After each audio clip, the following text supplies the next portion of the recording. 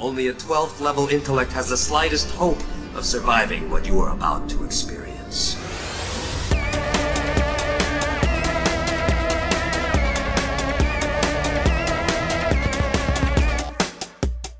My opening spiel is does not have anything to do with DC Comics or comics, but it's vaguely related. Yeah, I know. It's vaguely related to the yellow bat suit kind of theory. Okay.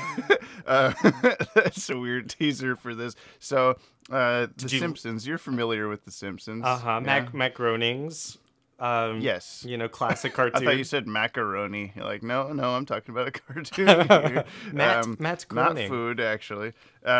So apparently I just watched a video on this the other day, and it was really short, but it was a similar format to our Yellow Batsuit kind of video. So there was, I guess, an episode in like the late 90s where there's like a flashback to when Marge, you're familiar with Marge. Yeah, she's got the blue hair, like Bride of Frankenstein style hair. Yeah. Yeah. I got you. She's also a like classic pop culture character that everyone knows. She's pregnant with Maggie. You're familiar with Maggie. She's the little baby. the baby. I guess so. This is because the whole show has been all 5 family members are just alive and the same age forever or whatever. Right. But this is, I guess, a flashback to Marge being pregnant with Maggie, and on the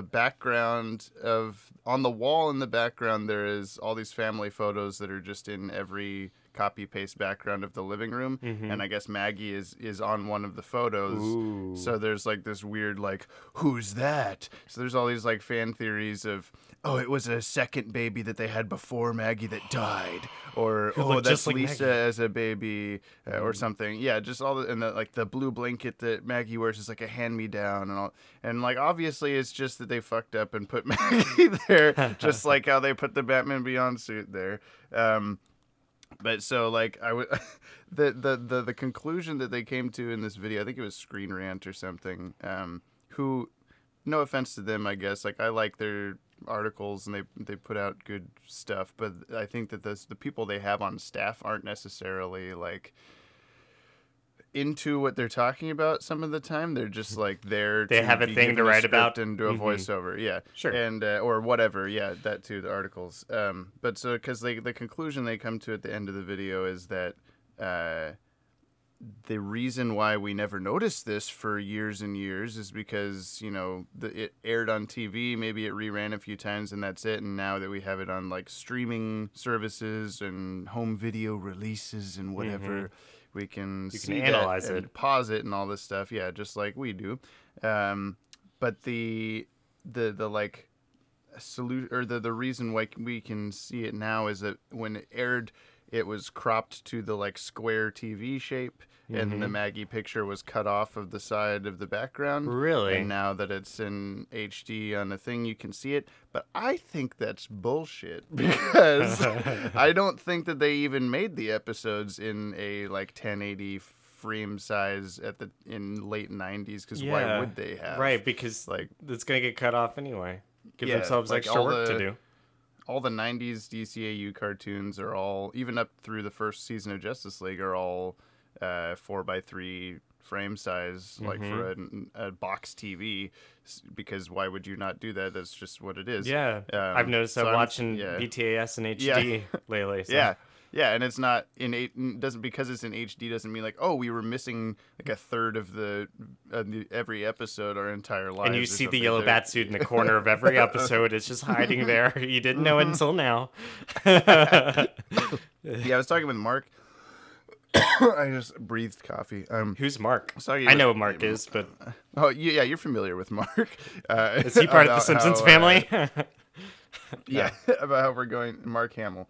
I was talking to Mark Hamill about how we're going to end up. He suggests we're going to end up seeing a bunch of stuff that we didn't intend to see ever in Batman the Animated Series, and that we'll have content for like 20 new videos. Like, oh, the Batwing has a blue something on it. I don't know. Yeah, possibly. Did you see that tweet though? Actually, of someone tweeted at DCAU Watchtower. It's the guy that's. Let me see if I can find it real quick. He sends us stuff quite often. Mr. Hyrule is his thing. Just sent a video of it. He paused on what's the episode? The Last Resort. And I guess there's a blue bat suit in the background. What? So it's the same thing, but it has a blue. That's so great. I think, yeah, it's he's Got he says sequel like, on their explain, hands. or something. Nice.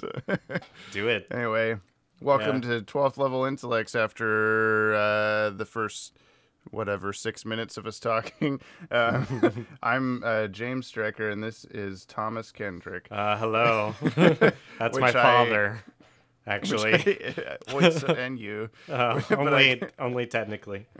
I continue to affirm that Ted is not short for Thomas, but, this guy goes through his whole life Gotta have an alias. living a lie. He's offended by me saying that, so I'm sorry. Is Ted the identity, or is Thomas the secret identity? Which one's the real one? Yeah, my name's James. You can call me Joe. That's the same thing. I won't. Do you want to start news? Because I've been talking. You can There's talk. been a lot of news. Yes, I have so many things that you can do it fast. Let's start with the Henry Cavill thing that happened. That was my first thing. Well, that's a funny thing to start with. It's So he was out of the DCEU as Superman, but in that same day, there seemed to be a lot of back and forth where Warner Brothers came out and was like, "Hey, we actually haven't made a decision about this, but we're gonna make a statement later." And then Henry Cavill's agent was like, "Hey, the Superman cape is still in his closet. He could still do it. It's not done." And Warner Brothers said "Oh no, it's fine" or whatever. Yeah. He's still. Yeah. What do you think happened? I personally think that they were just gauging fan reaction and looking for, because that's what Warner Brothers does. Warner Brothers, everything they do for their superhero world is just not set in stone. They announce all these movies that are are they really gonna happen, or are they just what? Yeah, they throw out all the names of we're gonna do this, and then when people say I don't want that, then they go, "Oh, we were just joking." Yeah, we don't want really that either. But yeah, we don't want Superman gone. know that's a bad idea. Uh-huh. Yeah, I think that it could have been because I think this happened with Gal Gadot a couple years ago of you're not paying me enough as Wonder Woman, Henry Cavill got paid more than me or something like that, or Ben Affleck got paid more than me. I can't remember what it was. They were both in the movie more than her. Yeah, but I think for her solo movie she got paid less. Yeah, that's not fair. And so she's had she or her agent or whatever had some kind of not coming back as Wonder Woman unless you pay her more. And this, I feel is maybe a similar behind the scenes thing of Henry Cavill's out as Superman, and then everyone goes, "What? No!" And then he goes, "See, they want me as Superman." And okay, I guess we'll give you more money. Right. I don't know. Yeah, who knows? More money than Gal Gadot, you say? Okay. Yeah, he has had a lot of success recently. He was in the Kingsman sequel. No, he wasn't. Sorry, he was in the Man from U.N.C.L.E. Man from U.N.C.L.E. and Mission Impossible 6, and now he's cast as Netflix's The Witcher. Yeah, so which is funny because everyone for some reason was saying that before it happened, that character looks like him or something. It was between him and the guy. Oh, I forget the actor's name, but he was the villain in Casino Royale, the villain in Doctor Strange. Oh yeah. I know who you're talking about. He has a weird name. The father in Rogue One. Yeah, I forget his name too, but Mikkelsen or something like that. But it's Henry Cavill. Mads Mikkelsen. That's it. Yeah. And if that's wrong, then it's wrong. It's not like we have I don't know at our what's fingertips. going on with Superman. I hope that I hope he's back, but I don't know if I care anymore. Well, that same report about Henry Cavill said that it was rumored he was gonna have a cameo in Shazam, but it seems like he couldn't make it to set, so that didn't actually happen. Scheduling conflicts. Yeah. But then is that also a ruse to make you go see Shazam? I don't know. And then be surprised when there's a Superman appearance? I mean, we'll see. But they still say that Black Adam is supposed to be a major character in Suicide Squad 2. And, I personally thought that maybe Henry Cavill's Superman was going to become sort of the backbone of the DCEU, whereas previously it was sort of Ben Affleck for a minute there between BVS you to the just Justice kind League. of yeah. I think it's gonna end up being Gal Gadot. I agree. Yeah. I agree, because she's like really the best fit for like when they continue to have a Justice League that brings in like more B-level characters. Like Wonder Woman's a great fit for. See, I can see if Henry Cavill is for sure gone, and if Ben Affleck just makes up his goddamn mind and says I'm also gone, then I think that it would suck to recast them, even though they probably will, because they're very like important characters for making money. They're gonna do it in Flashpoint. I'm just waiting for it. It's gonna happen. I mean, if they're gonna leave and they want to do that, and it's for realsies Flashpoint, like at least get them back for that, so that you have a in-universe replacement of them or whatever. But if they're not gonna, if they just continue like a normal timeline and whatever, and have Batman and Superman as part of the universe, maybe just have them gone for a movie or two, like so that we're not immediately slapped in the face with a new person, like on Supergirl, where they constantly talk about Superman existing, but you don't see him for an entire season. You just sometimes you see him flying as a speck in the distance or something. So do I don't know, do that. Like the last time we saw Superman in Justice League, he flew into the sky, so you could just be like, oh, there he was. Or whatever.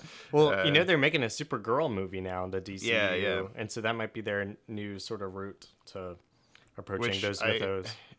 I am sad I think we talked about this maybe, but I am sad if they don't do the Man of Steel Supergirl plot line. But if they don't, I don't blame them, because no one but like the deepest Snyder lore fans know about that or care about that or whatever. But yeah. Stargirl, though, is getting a DC Universe show. This somehow slipped past us. Yeah, she is. I saw that. It makes sense because Jeff Johns was so, like, he was a producer. He's been wanting to do a Stargirl thing for a long time in some It's his character. fashion. Yeah. It's going to be all, what's her name? Courtney. Courtney, continue. Man, I don't remember her last name on top of my head. I'm drawing a blank. Yeah, I have it here though. Where is it, James? It's okay. Courtney Whitmore. There it is. Courtney Whitmore. Star Spangled Kid, or whatever you want to call her. I guess it's Stargirl in this though, which is good because that's less confusing. I mean, I'm mostly familiar with her JLU version, of course. But you sent me that. The JSA.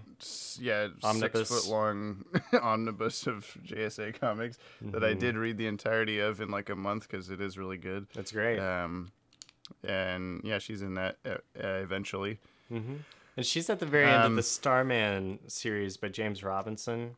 And that's where she kind of like, she's chosen as the recipient of the Star Rod. So it's like when the Jack Knight version decides to just retire for good, he passes it on to her.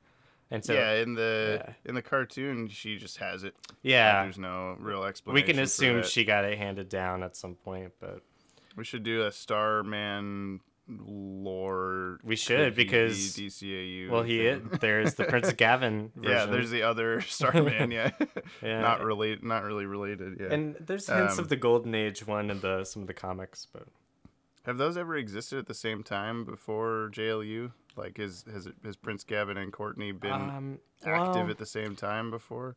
Prince Gavin and a Star Spangled Kid were both active around the same time in the 80s. Okay. But no, he has been, actually. Yeah, Prince Gavin was around until like the Infinite Crisis era. Because there's like a Starman hierarchy of like. No, he definitely overlapped. Red and green Starman, and then goggles, leather Starman. Have you read Justice League #7 yet? We'll talk about that in comic relief, because there's one that pops up at the end, and that's the 80s version. Yeah, we will definitely talk about that. Okay, we'll get there. Yeah, all right. Well, that's all for that, because it's going to exist. Hooray!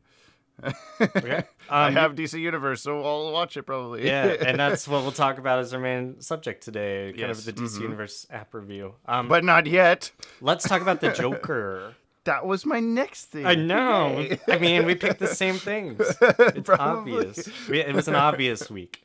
Yeah. It was. Yeah, I was gonna say I'm spending the 5 minutes before we start recording going shit. What's news? But lot I've happened. been writing them down as it's happened this week. Yeah. Good. So Arthur is the new Joker's name. Arthur Fleck. It's not Jack Napier or however you want to say it. It's just a guy named Arthur. And he looks a little like disheveled, like Heath Ledger Joker, like kind of longer hair, like before he, obviously no makeup or anything. He looks like definitely like a depressed comedian for sure. How old is Joaquin Phoenix? Do you want to guess before you look it up? I'm going to guess he is 47. Am I right? Okay. Born in 74. Ooh. No, that's not right. He is 44. Oh, I was close. I was really close. It is Joaquin with an N. I always think it's Joaquin with an M because of Joaquim dos Santos, the director of many JLU episodes. But it's not though. It's not. Anyway, it's not that. Yeah. So he's older than I would expect a Joker, like pre-Joker, to be. Mm-hmm. But it's not like a horrible thing or anything. Like Jack Nicholson, I'm sure was about the same age when Batman got made. I think. Only one way to find out. Do you think this movie is gonna have a Batman in it? I feel like it has to, right? What? Oh, this movie? Yeah, the Joker movie. But I could see a version of it where it does not have a Batman. Yeah. I think he was 52, Jack Nicholson, so he was way older. Joaquin Phoenix looks older for some reason. He's just, I don't know, he's saggier of a man. Mm-hmm. I don't think that Batman, I don't know. Maybe there'll be like hints that like this takes place in a DC world, like, Wayne Enterprises, blah, blah, blah, or something. But I don't know if, I think this is supposed to be a very just Joker thing. Mm-hmm. I don't know how you do that. Into madness, I guess it's like, I mean, it could be a stand-up comedian. Well, I mean, like the Heath Ledger version of Joker is not the Heath Ledger version. He's not created by Batman. He just shows up. Mm-hmm. So there's like precedence for that to also happen here. I don't know. Yeah, that's fair.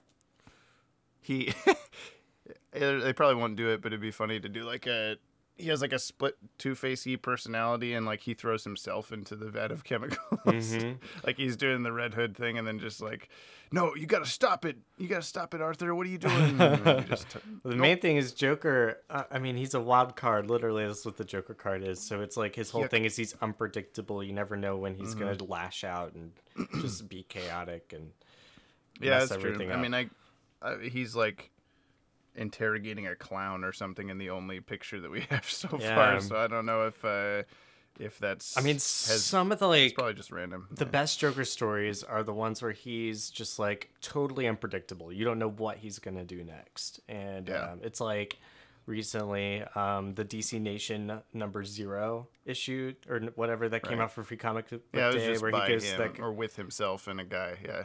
Like that was a great one where you just don't know what he's gonna do on the next page. And like the recent Doomsday Clock where he's hanging out with Mime and Marionette, I thought was a really good way to kind of show like his twisted sense of loyalty. Like he should have no reason to be friends with these characters, but they somehow have won him over just by their sheer like just how similar they are to him, their brutality. I've always been a proponent of don't tell us what Joker's name is or like anything about his past. I think I'm okay with this version of the movie as we begin to know more about it, because it's not like the Joker from any, it's like its own thing. It's like an Elseworlds kind of whatever. So who's the director of this? Said something. So he's revealed that the name is Arthur, but then there's all these like Todd Phillips rumors going around that the full name is Arthur Fleck, which would mean A Fleck, like Ben Affleck. Ooh, what? But I don't know where the Fleck is coming from. If that's just a joke that people are doing, or if it's because it like all the articles that I find about it just say like, oh yeah, like the director revealed his name is Arthur, and then it'll just be very vague about like the character's name is Arthur Fleck. You know, like where did the Fleck come from? I don't know. Interesting. But maybe it's true. Maybe it's real. This see. is directed by Todd Phillips. Yep. Todd Phillips directed what? Let's find out. He directed War Dogs, The Hangover Part 3, The Hangover Part 2, The Hangover. All the Hangovers, yeah. Starsky and Hutch 2004. And that's all I really recognize from this. Oh, and Due Date, which was that Zach Galifianakis, Robert Downey Jr. road trip comedy, which was actually not bad. I forgot the Wayne, like Thomas Wayne was cast in this movie for a second it was Alec Baldwin, but then he like took himself out of the equation last minute. So I guess the Waynes are definitely gonna be in here ish. Yeah, this has got Robert De Niro in it. It's got the chick that played Domino in Deadpool 2 in it. Oh, nice. She's awesome. She's in Mark Atlanta. Maron's in it. Mark Maron. I like Mark Maron. Lock the gates! Sorry, people that turned your volume way up to hear me a minute ago, and then I just screamed. All right, that was the Joker. We also got a Captain Marvel trailer. We did. That's yesterday. my third thing. We have all the same things. Because it's an obvious Newsweek. Yeah. Yeah. It looks good. I mean, we saw all those pictures. And this is pretty much moving versions of those pictures. That's true. As far as I could tell, there's not really much new information. The poster has a cat on it. I don't know if you noticed that. No, I didn't see the cat. It's like in the darkness, like barely off to the side. There's like a cat butt and tail. All right, I gotta look now. And oh no, that's just her logo. That's her logo. No, it does kind of look like a cat butt though. If you like squint, little star. And people are like talking about. Oh, I see it. I see it now. Yeah. What is that cat? Apparently, she has like an alien cat in the comics. That's like I don't know, some kind of you can open its mouth and a bunch of squids come out or something. That's cool. I don't know. So I don't know. A friend for Rocket Raccoon. Yeah. I hope. Yeah. If it talks, I don't know. We'll see. Same like stuff we talked about before with the pictures. It was cool seeing her in her helmet. There was a scene where she's got that on, and that's we also see Coulson, young Coulson, and young Fury. Yeah, with an eye, with two eyes. Right. What was weird was that like when we saw that one picture of Nick Fury, young, he already had like a scar above. Yeah, but I remember commenting that his face was very Pulp Fiction-y, like it was very skinny and young. Which, like, timeline-wise, is maybe, like, 10 years before Iron Man or something like that, 12 years. And, like, should he look that much younger? But then when we see him in the trailer, like, he looks, like, accurately younger, I think. Like, it's not de-aged a ton. And Sam Jackson doesn't need to be de-aged a ton. He has pretty much looked the same for, like, 30 years. So. That's pretty amazing. Yeah, no, I like, I'm looking forward to it. I was thinking about how... you know, when we were growing up in the 90s, back in the 1990s, how like there were Batman movies, obviously, but I didn't like think of those as like, oh, those are superhero movies. Those are just Batman movies. Just like when they make a James Bond movie or when they make a whatever franchise movie. Now it's a genre. Yeah, when they started doing X-Men and Spider-Man and stuff in the early 2000s, and then it's like. It became its own thing, and I would have never guessed that we were going to get both a Captain Marvel movie and a other Captain Marvel movie Shazam. in the same year. Isn't that amazing? Yeah. Just wait like 20 years, James, and these things will happen. Like, nah. Although I guess at that time I probably would have believed it because like 20 years, that's my entire life away or whatever. Well, looks cool. Yeah, I'm looking forward to it. And it comes out before the Avengers 4. It's the one that comes out right before the follow-up to Infinity War.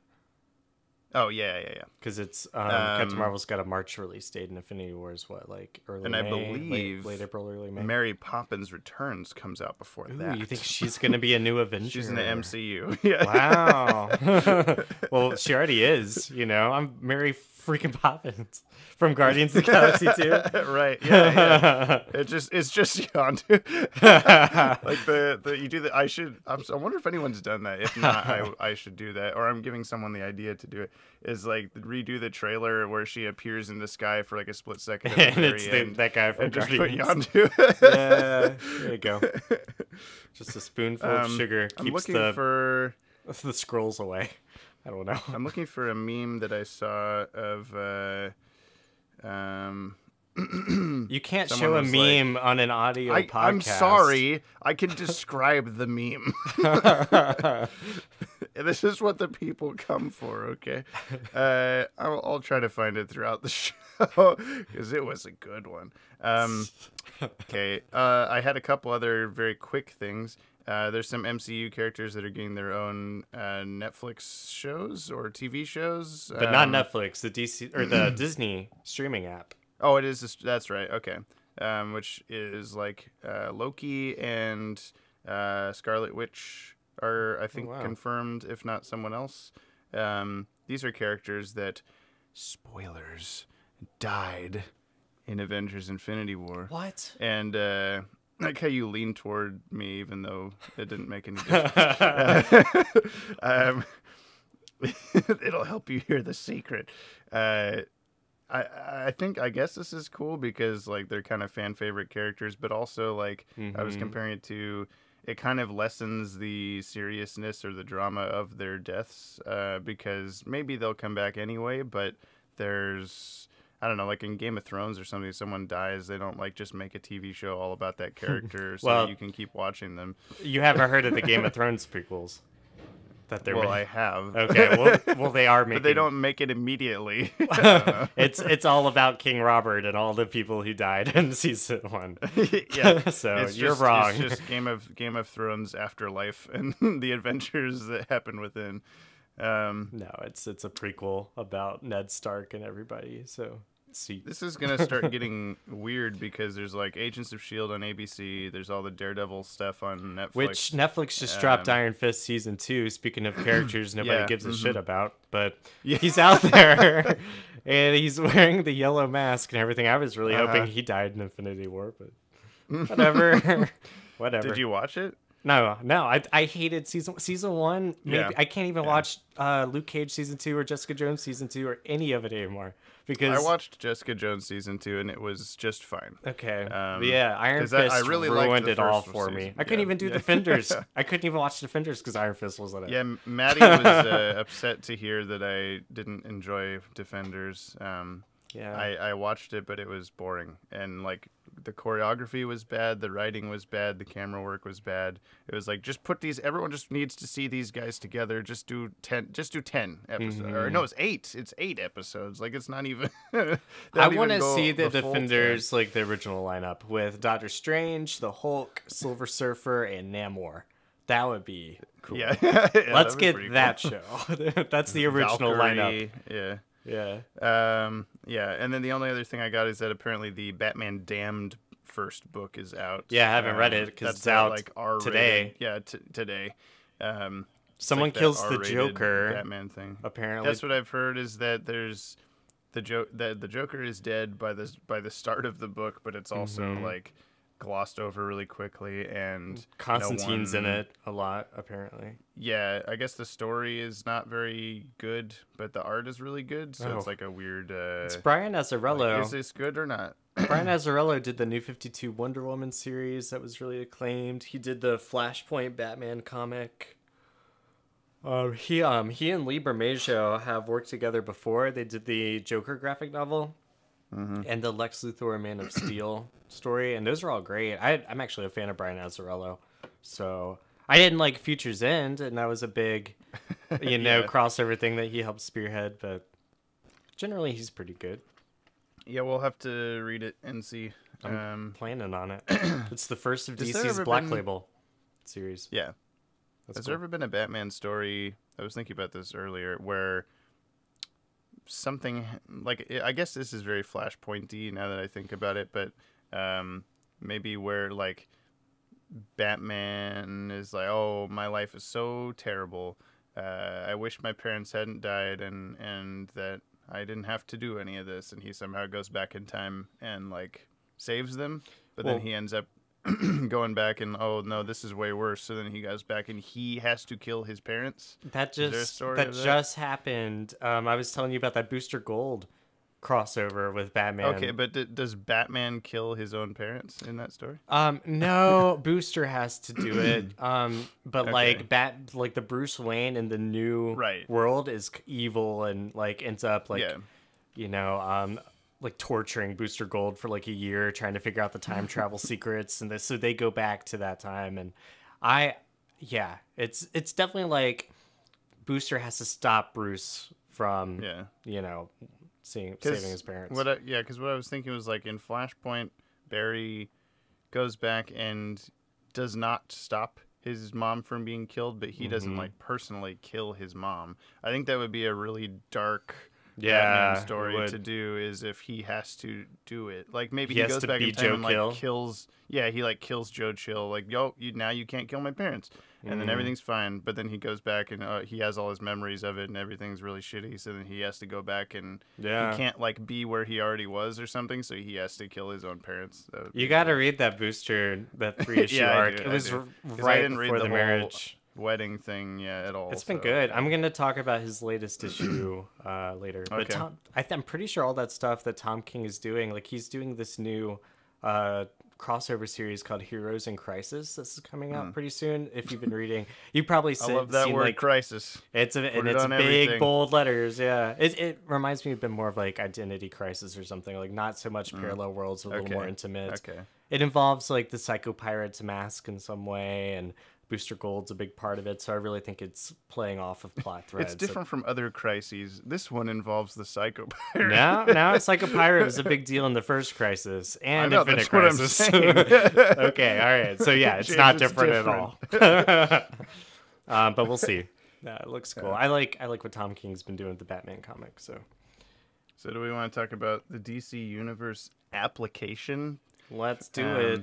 And our first impressions of it. Yeah. So you told me last time that you had pre-ordered it. I did. And then I said, oh, I had not, and I don't know if I will. And then like 3 hours after we stopped recording, I pre-ordered it. And that was mostly because I've been on Movie Pass.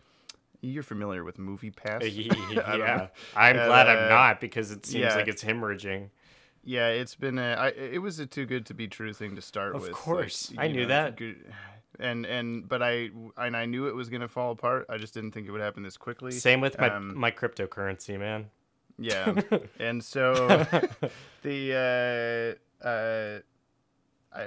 basically like decided, because Jessica and I both had one. We both had a card, so we were paying for 2 memberships. It was not worth it. So I was like, hey, we're watching Teen Titans right now. We're going to watch Young Justice. Are you one of the people that they wouldn't let you cancel your accounts? No, I could. Okay, there were people I heard about that. I heard about that right after I hit cancel, and I was like, are you, what? Did it happen? But I went and double-checked, yeah. Okay. No, so we canceled that. I mean, I technically still have it for a few more days, I think, because it doesn't end till like the beginning of October. But so maybe I'll go see Predator with it or something. Yeah. If they let me. But so that was enough like of getting rid of money to let's get DC Universe instead. Mm-hmm. And they make you do like a 15-month thing for pre-ordering it. Like right. There was no option to pre-order it as monthly. Yeah. But it gave you the I mean you can't pre-order it monthly. I guess it's just to pay by the month. You say that as if it's such an obvious thing, but I didn't know that. I didn't know. But they give you the year, but then they throw 3 more months on it. Yeah, so it ends up being like $2 less per month than it would have been, which is cool. Because there's a lot of stuff on there. Like I'll have to give them that. They don't have everything that I want, but they have very close to everything I want. And I think a big glaring hole is all the CW stuff, but all that is available on Netflix and the CW streaming app. So which the CW app is free? Yeah, I believe so. Maybe it's got you have commercials, but you might have to log in with like your cable provider or something. I don't remember. I don't think you do. But I could be wrong. But it's definitely it is free, but it plays commercials every little bit. Which that was the biggest thing was we got so behind on Supergirl that we could not watch it on the CW app anymore. But then it came to Netflix, so we switched to Netflix. And I'm so used to the same exact like 3 commercials playing. Oh yeah. That as soon as the logo came up, I started speaking the commercial that I expected to come up, and then the episode just started playing. I was, this is so glorious! This is amazing. I don't have to hear that. Yeah. Nice.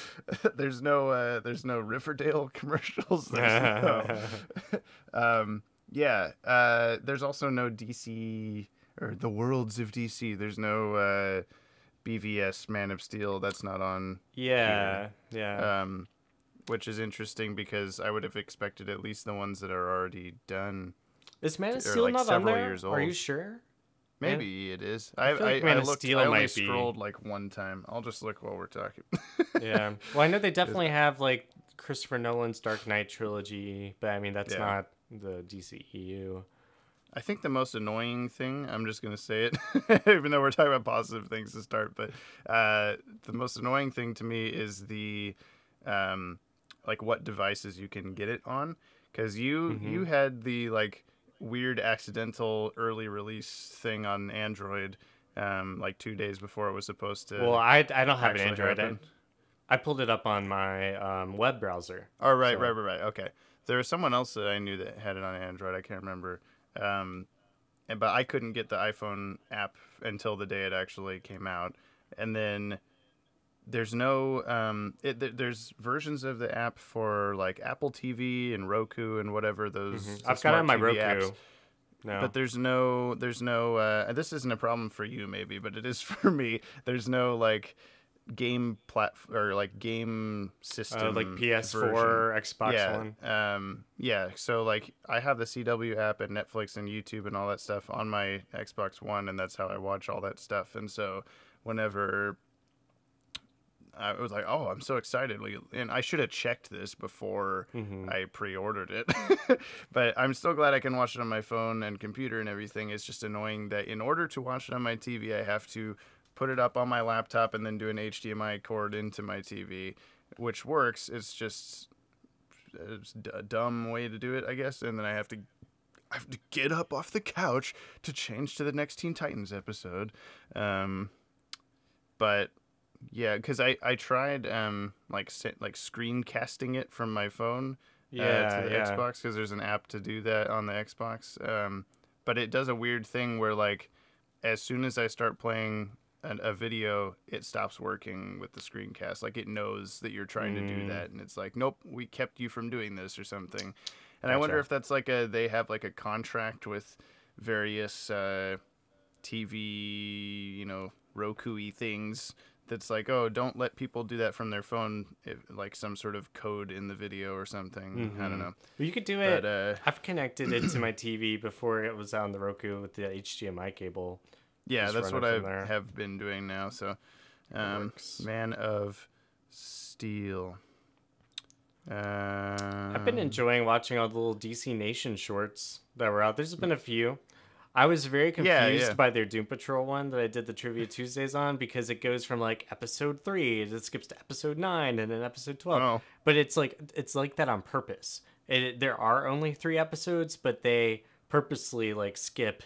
They like make you fill in the gaps in your head, and every episode ends with like, next episode this is gonna happen, and then it doesn't. Oh, okay. Because it's episodes later. That's kind later. of funny. Actually, this gets a good that's kind of an Adult Swimmy thing to do. Yeah, it kind of was. I recommend it. It was. They're all about a minute. There is no Man of Steel. No Man of Steel. Okay. Yeah, those were cool. I've been watching Batman the Animated Series in HD. That was pretty awesome. Been watching some Justice League Season 2 and Batman Beyond.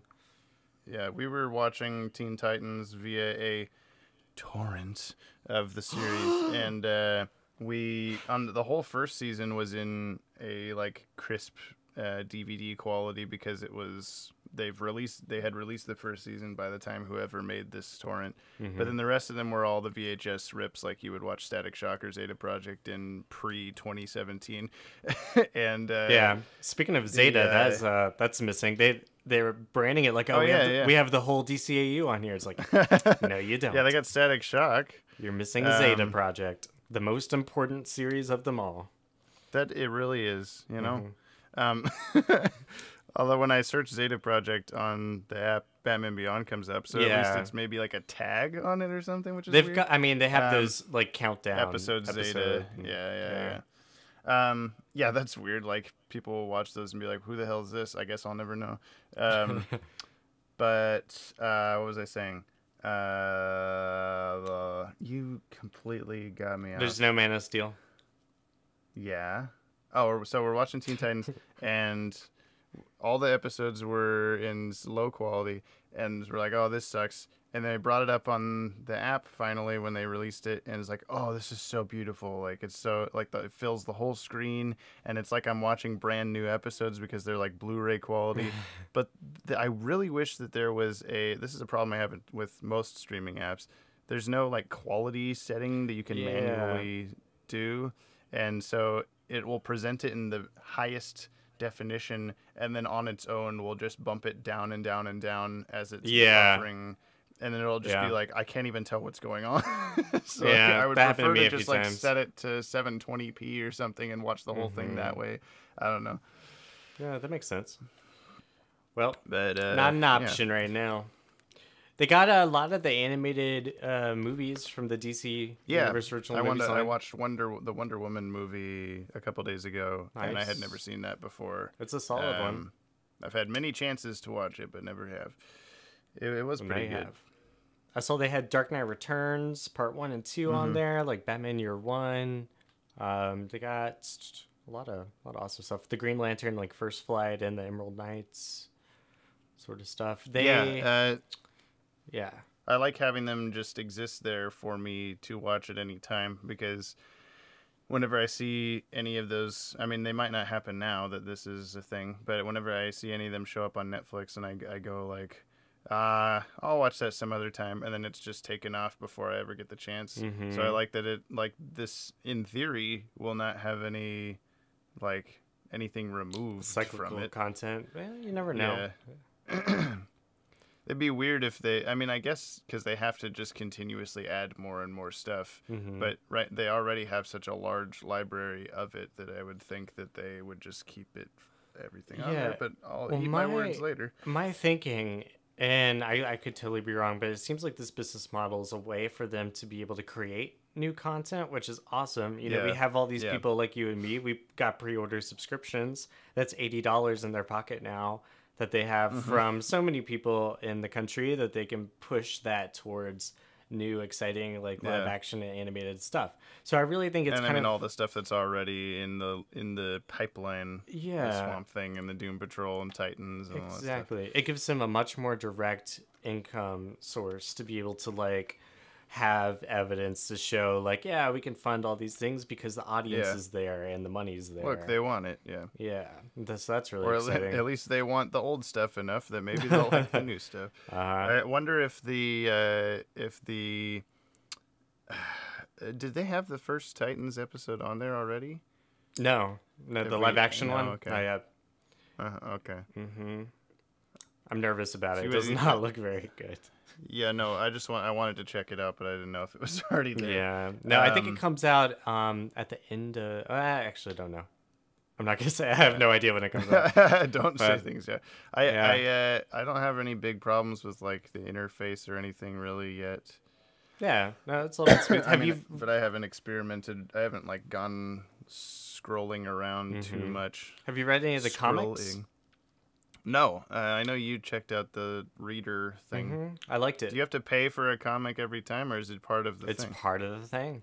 Oh my goodness. Yeah, they're all available. That's probably the best part then. I think so. There's a lot I haven't read, and there's a lot of series that have like one, like maybe the first issue, or it could be like the first story arcs of the first 6 or something. And it's very possible they might add more later.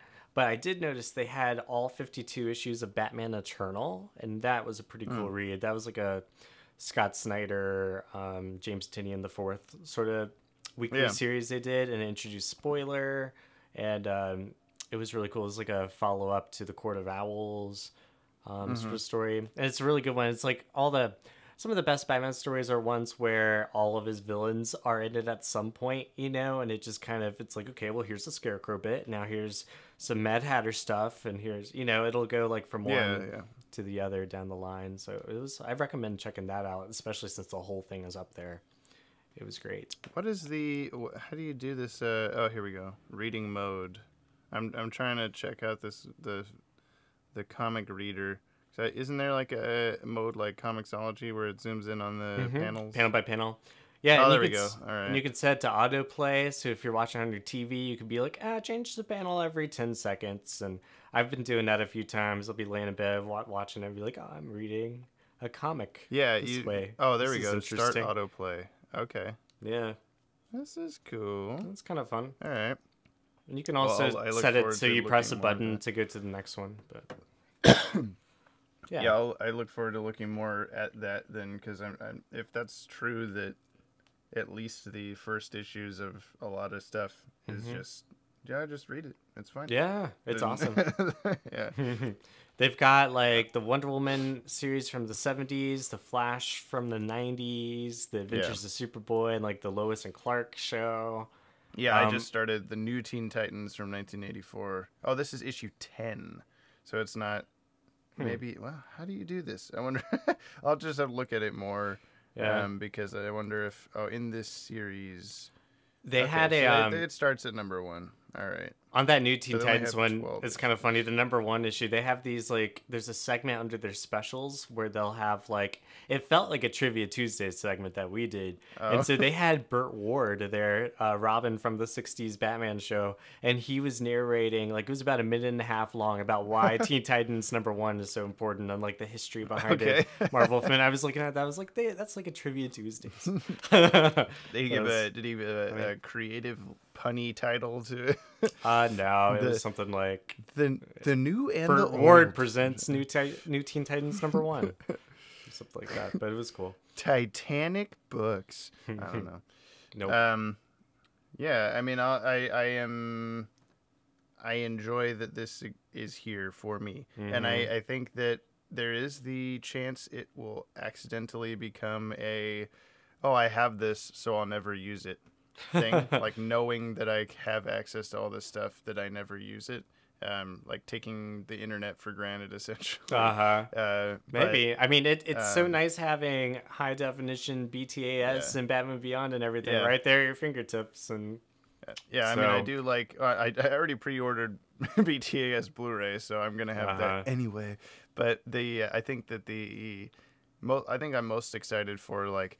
I want to watch a movie, and instead of going through Netflix and looking for something like, I know that this Batman movie's enjoyable, so I'll watch that or something. I rewatched Phantasm the other day from that. Okay. It's great. I've been meaning to watch that, but they're doing we should have mentioned this in news, but they're doing like a theatrical re-release of it for the 25th anniversary. Oh, nice. Which I think is in November. So I'm hoping to secure tickets to that very soon because... we were 2 when it came out in theaters, so there was no way.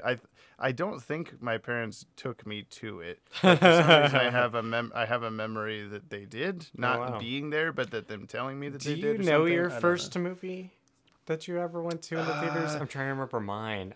I want to say mine was The Lion King, but I could be wrong. Yeah, I'm sure I saw many movies before this. My first, the one that comes to mind is Prince of Egypt. That was, 97, 96 or something like that.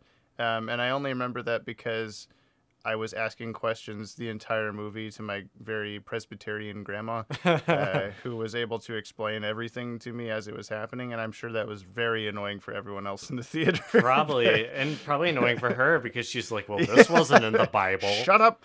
Yeah. What is this? What's this? They weren't brothers. Yeah. Yeah, that's true. I wonder if she was upset about any of it.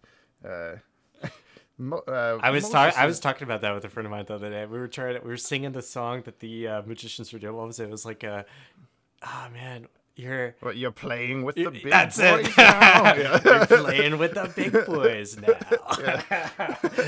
They didn't have real magic. Yeah. Or Moses' biological brother wasn't Jeff Goldblum. This is bullshit. Oh, I didn't realize that. Oh, wow. Yeah. That changes everything. Moses. That's my Jeff Goldblum impression, I guess. I also have a vivid. This is off topic continuously, but I have my only other like early theatrical memory is Star Trek Insurrection. I don't know if you've ever seen that. I have. I forget which one it is, but I've watched them all. The second to last Picard movie. Okay. And before the new only show. Reason I'm what? Before... Oh yeah. But the only reason I remember it was because I was in my heyday of weird little tics that I would do with my head or whatever. Like I used to do a lot of those as a little kid. Like I would do little head shakes and weird little tic things.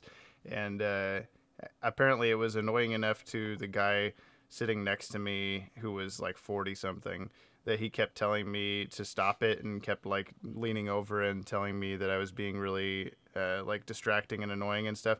And my dad got into like a up in his face, like very angry conversation with him after the movie about like, don't talk to my kid like that kind of thing. Yeah. So that's the only reason I remember it, not because of the movie.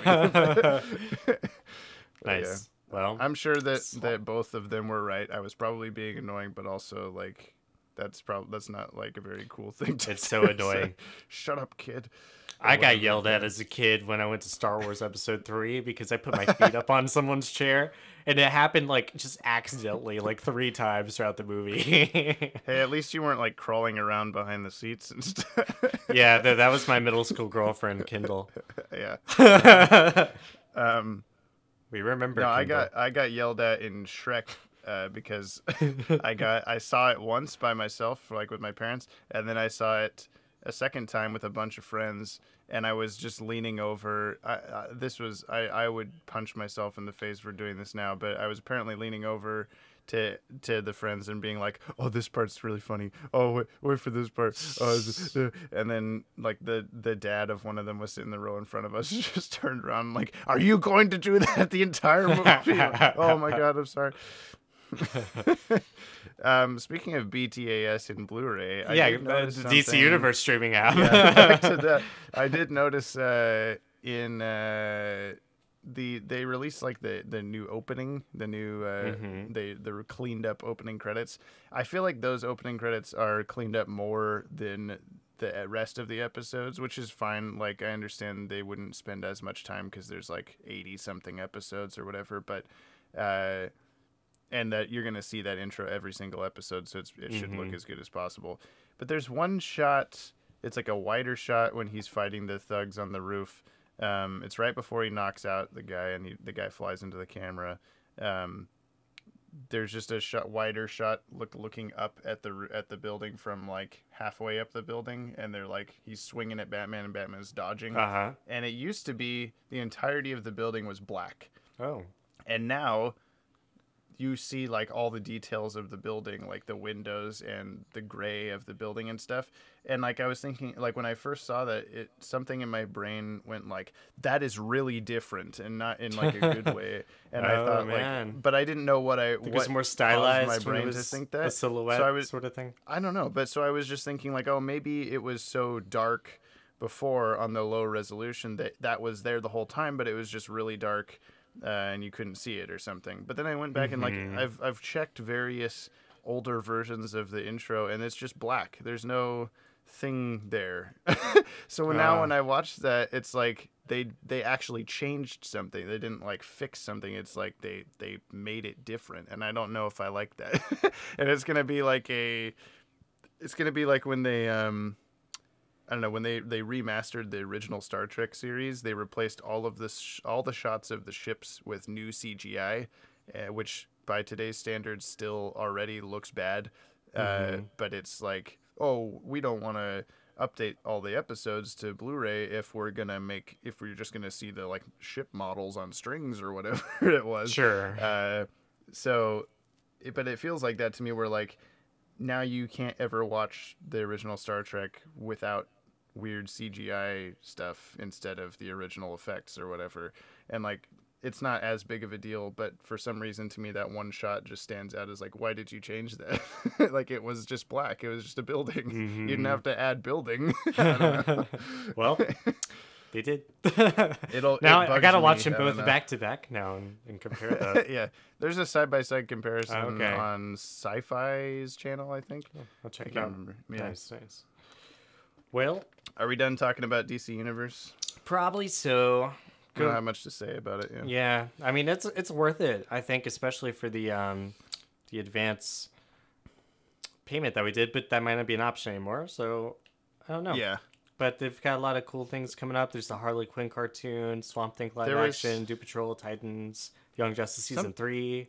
Yeah. Yeah, cool stuff. There was something you had mentioned about there being like, oh, you could win Aquaman tickets if you pre-order it. But maybe they stopped doing that because when I pre-ordered it, it was not that. It was you could get tickets to the like Batman Experience Warner Brothers museum thing or whatever, which is still cool, I guess. But yeah, I don't know. I was entered in the Aquaman sweepstakes. Okay. Maybe you did it like a day early enough or something. I have no idea. Well, is it time for comic relief? Comic relief time, yeah. Well, I don't know. Rock, paper, scissors. I'll go first. Or, I mean, we'll probably both talk about Justice League number 7. We will, yeah. You want to just do that one first? Sure. This is the continuation of the, you have it in your hand. It helps. Ted, I have a physical copy. It helps to look. This is the continuation of the Totality story. I think it's the end of the Totality story. It is, technically, yeah. Which is a big old head crashes on Earth, and it's got annihilation DNA changing bubble surrounding it. And Superman and Jon Jones, being the least susceptible to that, go in there, check it out. And meanwhile, Lex Luthor is doing all this time travel with a doorknob. Right. Classic. And he forms the Legion of Doom, and there's like 6 plot lines. There's a lot going on here, and it's also very much like I feel like you'd be lost if you hadn't read Metal as well. There's a lot of ramifications from Metal that are happening in here and still happening, like into the next story arc, I'm sure. Yeah. Particularly with Hawkgirl. Hawkgirl's character is like... She keeps going through weird metamorphoses and such. Yeah, that's got to come back. It looked like she and Jon Stewart are kind of starting to, I don't know, like get together in a way like that's a little reminiscent of the cartoon. Like there's definitely a page where the two of them are sitting together chatting. So I wonder if they're going to go that route. I don't know. They were in the same room together. Well, yeah, I've been looking out for that, so I don't know. I think my favorite part of this one was when Batman and Luthor are fighting inside Superman's brain. Yeah, that was cool. And he's like, "You brought kryptonite inside Superman's brain," or whatever. And he's like, "I always have it with me," or something. Like he has like a kryptonite ring. So that's how you fought off all the antibodies or whatever. Right. And I just like those moments because I think I've talked about this before, but for some reason, to me, it never gets old in a comic when Batman is able to do something just because he's Batman. Yeah. in a movie or a cartoon. Yeah, in a movie or a cartoon or whatever, it seems like a Deus Ex Machina for Batman to just survive something because reasons. But whenever it happens in a comic where he just... like, I don't know, he just turns around and he's there. You turn around, he's there. He survived whatever thing you didn't think he could possibly survive. And they're like, "How did you do that?" And he's like, "Fuck off." That just always seems so cool to me for some reason. It is. I mean, he's Batman. Yeah. I thought, personally, this story had, I've definitely enjoyed it. But some of the little subplots got a little convoluted for me. Like, the Still Force and this, Umrak's sort of ultraviolet lantern and the stuff. 7 energies. I felt like they could have spaced that out and focused more on the Still Force, more on ultraviolet lanterns, because when Jon Stewart becomes a Green Lantern again, it's so much just like it's just How all of a or sudden why, just like yeah. pop, okay, I'm back, Yeah. sort of thing. Because And I willed it into existence. Yeah.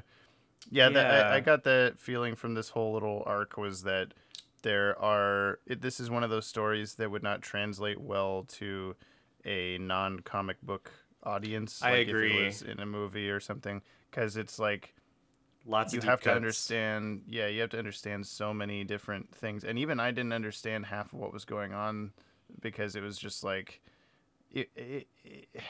I'm sure that they're not making stuff up as they go, like because there's such a long history of all these different multiverse layers a lot of and callbacks energies to and all this things. stuff. Yeah, but it just felt sometimes like they're like, oh, well, like, how are we gonna get out of this situation? Like, oh, Flash, you just gotta believe in yourself, and then everything's fixed. And it's like, okay. Yeah. If you say so.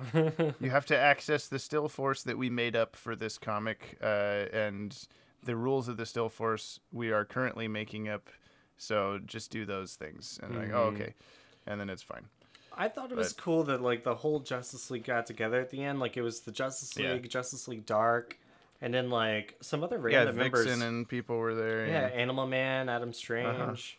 But yeah, they all kind of gathered together, and there's like 2 epilogues. One of them, like we mentioned earlier, was Starman suddenly appears. And It says he's from the past, and this is the 1980s Will Payton version of Starman. Right. And I don't know. He says 3 of the Justice Leaguers there have to die, but it's like including the Justice League Dark and like Adam Strange and Vixen and everyone are there too. So who knows who it's actually going to be? But that was a cliffhanger. I like some Starman, so I'm kind of glad to see him here. It should be an interesting.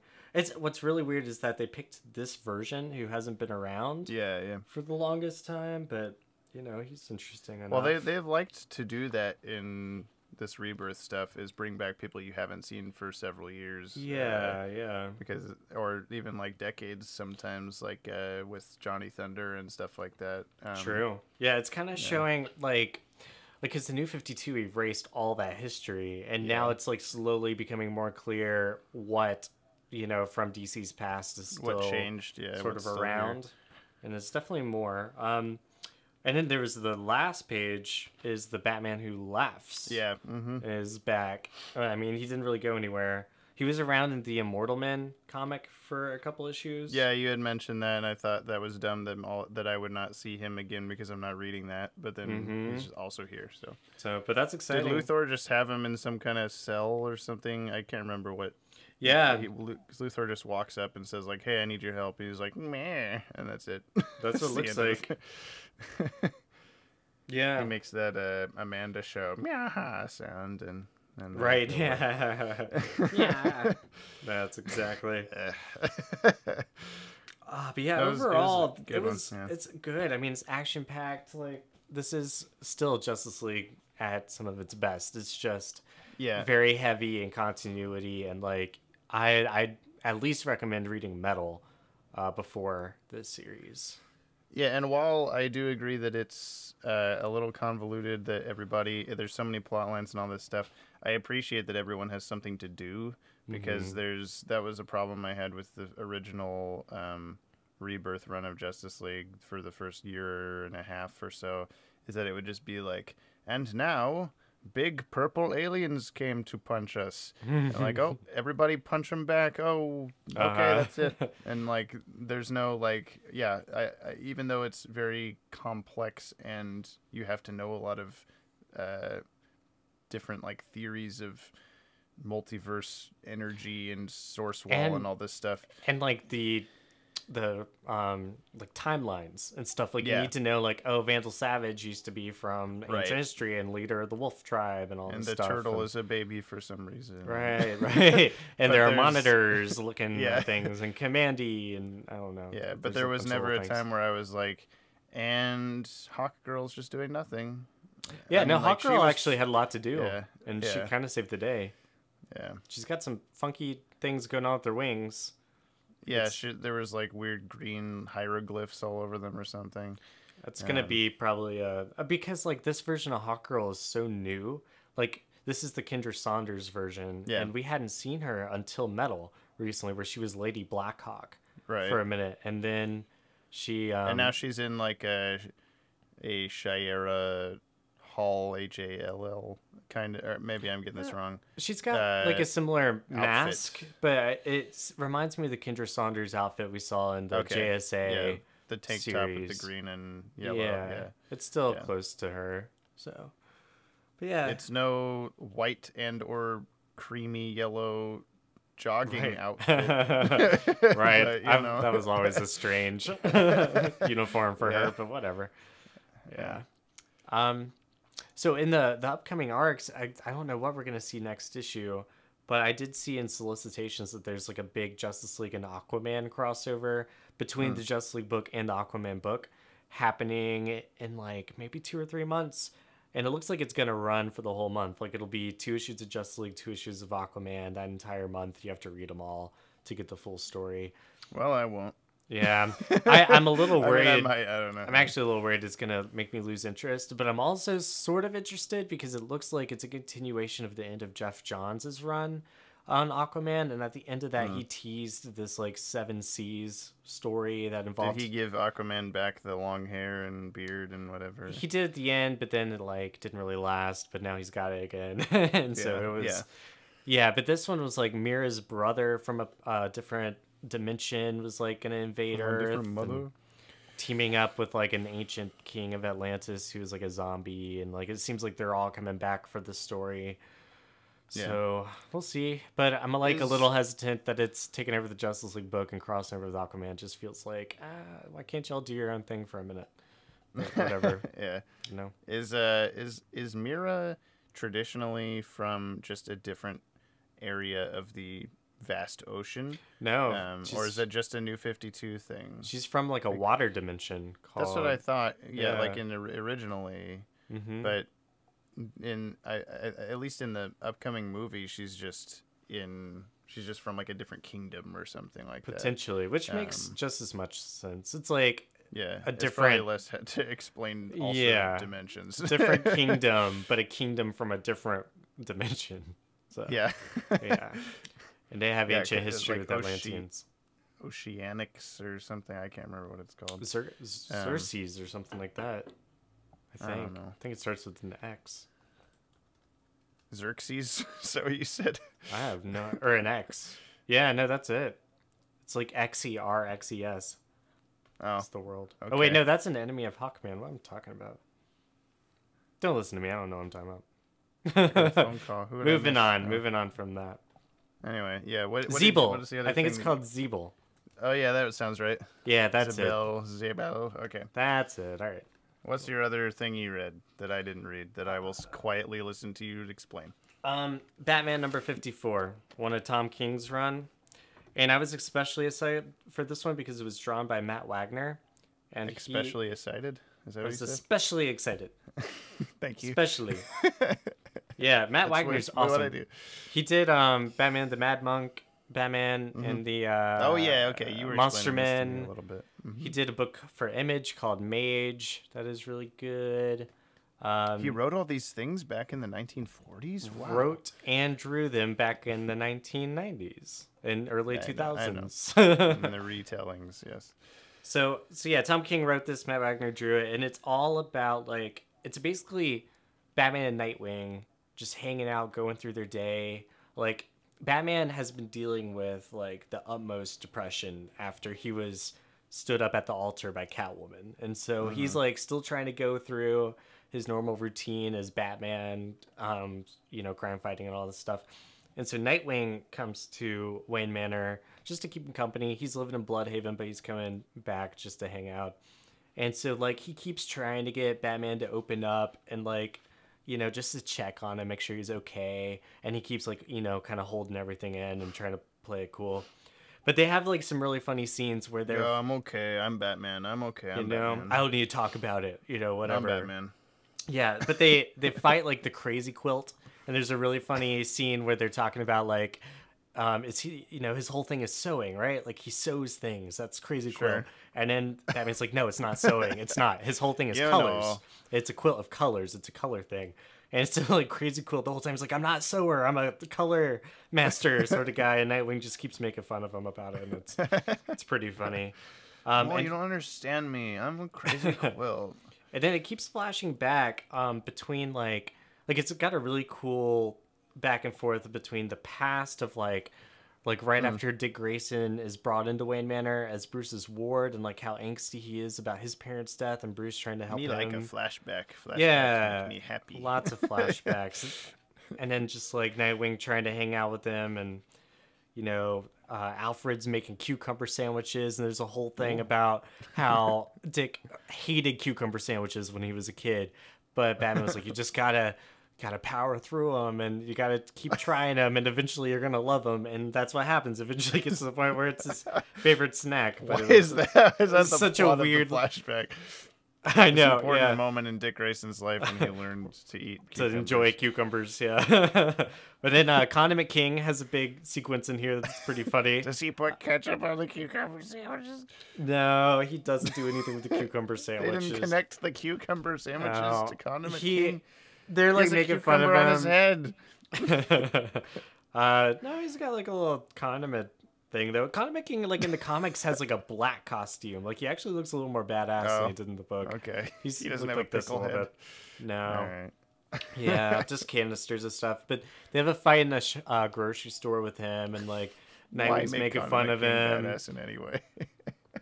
Yeah. Like the whole fight, he's like, "How can you be so depressed, Batman, when you're fighting these like Joker, like these like weirdos, like crazy quoting Condiment King? Like, how can you be sad with these crazy people?" But yeah, it's like Condiment King's actually like killed a few people, robbed a few stores. One of those nights. Mm-hmm. And then Nightwing gets hit in the face with a tomato or like a ketchup splatter, and then that's when he's like, "Okay, I'm done making fun of this guy. We're just gonna beat him up." But yeah, it's pretty good overall. I'm trying to think like what else happened here. They get to a point where like Nightwing makes a joke, and the joke makes Batman laugh, and he just like can't laugh. He gets like halfway through this laugh, and then he just like breaks down and starts crying, and it's like a really sad moment. It's like, yeah, so he's not okay. But the whole issue is just like showing his friendship with Dick Grayson and Nightwing, and being like, well, maybe he'll get there, and he's relying on his friends here. And it was then cool. At the end, he gives Batman a cucumber sandwich. Well, then he's they do on the last page talk about these cucumber sandwiches. They're like, it was bad at first, but it gets better. And that's a good metaphor. It's such a funny metaphor, but overall, it's a good read. It was like just a one-off issue about Bruce and Dick Grayson and their friendship. That would be funny to like adapt into official comic canon or whatever, is like, because people talk about like, when does Batman go to the bathroom, when does Batman eat, when does Batman sleep, when does Batman, like all these things. Like, oh, he just keeps cucumber slivers in his utility belt. They're room temperature, they're pocket temperature. He just eats them. Well, there's a scene where they're like sitting down, like Dick Grayson's watching football, and he's like, "Hey, come watch the game," and like Batman's like, "No, there's no time for the game. Like, there's never time for the game. For crime." And the whole time, Night was like, "Oh yeah," he's like making fun of like the quarterback messing up and stuff. And he sits down, and he's like, "I've got chips. I made chips." And he's like, "You made chips?" He's like, "Alfred made chips. Here's the chip." Same with the cucumber sandwiches. He's like, "I've got cucumber sandwiches." And Alfred made the cucumber sandwiches. Yeah. I wonder if Alfred makes chips, aka fries, and then he's like, "That's not what I meant, Alfred, because you're British." That's exactly the end of the joke. That's it. That's the end of the comic. So that's I read okay. that. I read that thing. We have several questions, and we have plenty of time to do them. So I will say that let's do them. First is I wanted to read Jake Johnson. He sends in a lot of stuff. He's a big old fan of ours. He asked if he could do a PS4 Spider-Man review for us to read on the podcast, and I told him as long as it was like semi-short that we would do so. So I will read that now. I have not played this game. I don't think you have played this game. I don't have PS4, but it's brand new, and so I haven't actually read this yet. I don't know if people are going to be upset about his opinion on it or anything. But here it goes. He says, Spider-Man PS4 is a game I have been looking forward to on account of, except for mobile games, Marvel hasn't had any video games come out recently. The only thing that they have is Marvel vs. Capcom, and I haven't heard good things about it. DC has I like Marvel vs. I mean, the original one's great. I played the arcade game. Yeah, you're wrong. Continue. DC has Injustice in the Arkham series, so I'm glad that Marvel is finally doing something with Spider-Man. There's been a bunch of Spider-Man video games. For over the years... I don't think recently, and I think this is like from a new Shattered Dimensions or something. Yeah. Right, and then like Web of Shadows was one. Yeah. And I played. Which I've heard good things about the story, but not the gameplay at all. Sorry to Jake for interjecting through his review so much. I played like the original Spider-Man, Spider-Man 2 on like the GameCube and stuff when those came out, and I had one. Okay, he says. Anyway. First off, the best part of the story, without giving away any spoilers, it feels like. Oh, the best part is the story? I don't know. It feels like as good as the classic Sam Raimi Spider-Man movies with grand visuals, a lot of heart, and the characters feel spot on. When the shit got real, though, I did quote Ant-Man and say, I think our first step should be calling in the Avengers, LOL. Next is the graphics. This is the best looking New York City I've seen in any video game, and you'll see people interacting with you, squirrels on the trees, and birds in the sky. It all looks so lived in and realistic, and yes, the puddles are there, nerds. What? I guess there's puddles in the sky. I've always wanted a good puddle. I know. I've been asking for years for puddles. The character designs are okay. I could have lived without Peter Parker's big bug eyes, and Mary Jane Watson wasn't as thick as fuck as she is in the comics. The voice. Well, that's too bad. Yeah, gotta get those puddles. Yeah, at least that. He's okay. The voice acting is nothing new. Another 20-something white guy trying to save the world. The gameplay does get a little repetitive. There's only so many times I can beat up goons. And speaking of which, the hand-to-hand combat is good. Not as good as the Arkham games, but then again, Bruce Wayne is a better trained fighter than Peter Parker. Well, I want to know about like the spider physics of it all, like the swinging and web design. I watched a video on the swinging specifically, where apparently, like it's very realistic in terms of like if you slow it down frame by frame, like he'll do his little go web go Shazam hand, and the web will come out. It'll take like 3 frames to come out, and then he starts swinging. Whereas apparently previous Spider-Man games, as soon as you press the swing button, Spider-Man starts swinging before the web even comes out. But you've got to be below the building because you can't just swing on nothing. I think it just auto fixes to a building or something. I mean, they would do that. Like I think Spider-Man 2 was one of the first ones that did that, where you're swinging through the city. But like if you're above buildings, you can't swing until you're under one. So that was cool. Okay, that makes sense. But also, if you drop all the way to the ground, you won't actually hit the ground. He'll just auto swing. He'll put a web out without you asking him to. Or something. Which I guess is cool, but I kind of wish you could just accidentally die. So you have to be actually good Spider at it. splat. Yeah. Okay. Back to Jake's. I do wish you could do some. I'm bad at reading today. I do wish you could do some other stuff that you could do in other Spider-Man games besides beating up bad guys, like taking pictures to the Daily Bugle, deliver pizzas, help NPCs get to the hospital if you know, friendly neighborhood Spider-Man stuff. I think there's like a photo mode for taking selfies or something, but maybe not the same like concept. The boss fights are nothing real creative at all. It's just web them up, attack, dodge, repeat. And you do this on all of them, but there are some times when you're fighting 2 at a time, so there is a challenge. I was talking to my friend Joe, who started playing. He's not a huge Batman fan, but he watches the movies and stuff. He started playing Arkham Asylum, and he was complaining that it was really boring. And I was like, oh, that's too bad. Like, I didn't think it was boring. I like Arkham City better. Yeah, well, that's true. But he was saying how he thought the fighting was really boring because all you do is just mash the same button and Batman does all the work for you. And I can agree with that because you're not really doing anything. Like, there's bad guys coming at you, but then you have to know how to do it for when there's like a giant bane or something. Group or something too is like much more nuanced too. The web swing is smooth as silk, and I skipped. Oh, no. The web swing is smooth as silk, and I can't decide if this is the best web swing in a Spider-Man game or if Spider-Man 2, the movie game, is the best. That's what I was saying. Yeah. All right. So, like Mark Hamill and Heath Ledger, I'm just going to say they're both the best. All in all, this is a very well-made, well-polished, thought-out, and loved game. It has 2 George Clooney's worth of charm and more fan service than all the MCU's Phase 2 put together. Yeah, I've seen a bunch of, like, there's, like, the Avengers building, there's Doctor Strange's... 2 George Clooney's worth of charm make me think of, like, rubber nipples. Yeah. 2 George Clooney's worth of rubber nipples. So 4 nipples. I give it 4 nipples out of 8. Let's see. Sorry, Jake. Not quite a cat. Yeah. Not a full 10 nipples. Your cat has 10 nipples? Yeah. Is that normal? I don't know. Oh, no. I've never counted mine. My cat's... I'll check later. It's definitely the best Marvel video game I've ever played, and the 3rd or 4th best superhero video game I've ever played. And it is in the top 5 video games I've played this year. Then again, Red Dead Redemption 2 and Smash Bros. Ultimate.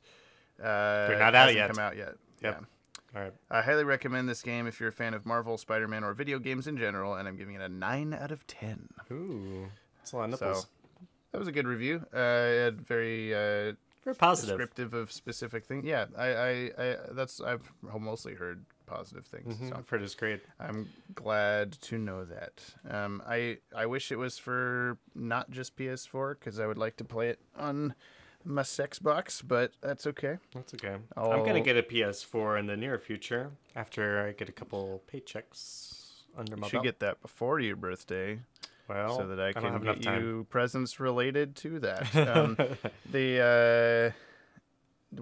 Jessica wants to get a PS4 because there's a like Miyazaki video game of some kind, fun. That she wants to play. That's only on that. So, all right. What else we got? Other things. Yeah, Joshua Hammond. Hey, DCAU Watchtower, I got a theory/question for you guys. Do you guys think the DC's Hyper Time is the map of the DC multiverse before they did a map of the 52 Earths in the New 52? Because you guys did say Hyper Time is basically the multiverse, which is what I said, but I had someone who says no, it's not. Well, it's this is not a TED question for sure. It is and it isn't. Because Hyper Time, okay, the multiverse obviously is like parallel worlds, right? And right now we've got 52 of them, as established in 52. And then sort of like reorganized the multiversity, and every time they do a crisis level event, it gets a little more adjusted. So it's like most recently, Convergence, that miniseries kind of transitioned us from the multiverse we saw in 52 to the multiverse we see in Multiversity.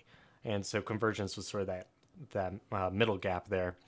So if you want to see the multiverse, there's the Multiverse Guidebook is a great resource to see like which worlds are in there. Hyper Time, on the other hand, I would say is like the sort of concept that everything that has ever been written exists in some capacity, and you can pull from it. So it'd be like saying the Superman comics from the 40s can exist. I just throwing things on the ground. Just throwing things on the ground, just like they did with Hyper Time.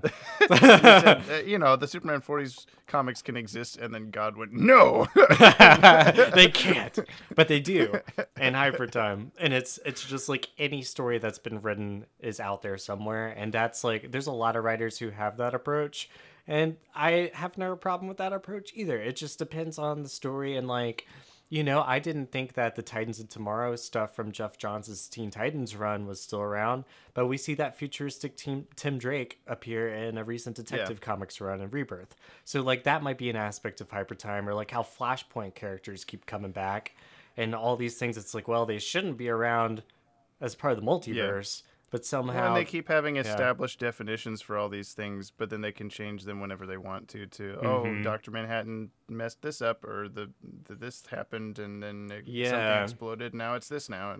And in the original 52 series, they actually kill off Wave Rider as sort of like an act to show that's the death of Hyper Time and the return of the multiverse. Metaphors. Just like they do in DC Rebirth, where they killed Pandora and they were like the death of New 52. It's done. Rebirth. Yeah.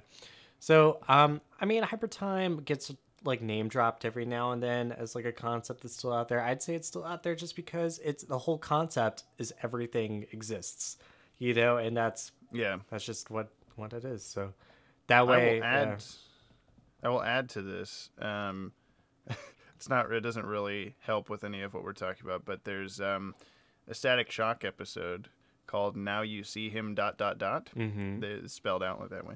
And it's said that way out loud. Yeah, exactly. They fight the bad guy named, I should know this, but I'm looking it up. Dot. Dot. That's what you said.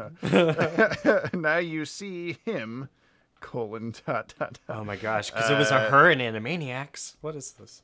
A crossover episode? Speed Warp is his name. Okay. He dresses a lot like the Flash. He's in like a red costume and he has super speed, but how he does it is he has like a device that stops time, a la clock stoppers or whatever.